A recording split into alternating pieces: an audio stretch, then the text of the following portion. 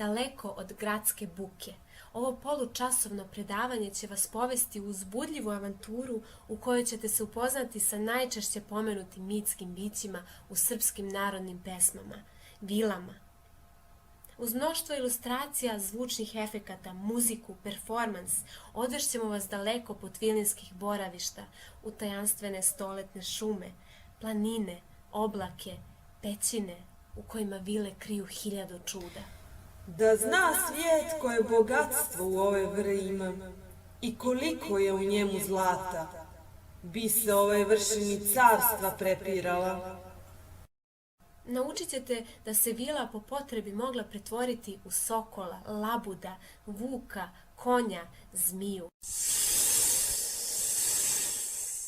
Otkrićemo vam zašto su ova bića izuzetne lepote prezirala brak i cenila svoju slobodu iznad svega.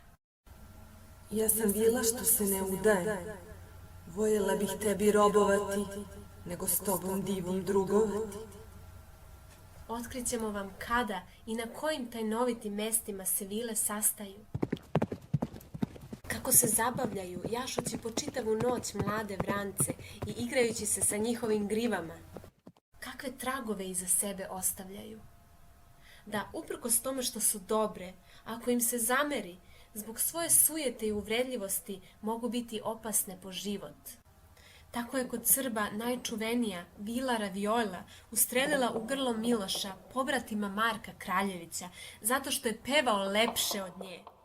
Jao moja majko, jao Marko, Bogom pobrati me, jao brate, Vila me ustreli, a nisam li tebe besedio da ne pevam kroz Miroč planinu. Završit ćemo sa rusalkama, lokalnom varijantom vila u istočnoj Srbiji i otkriti kada pada opasna rusalska nedelja. Na samom kraju upitali smo vile zašto su u posljednje vreme pobegle od ljudi i pritajile se u svoje jaruge i pećine.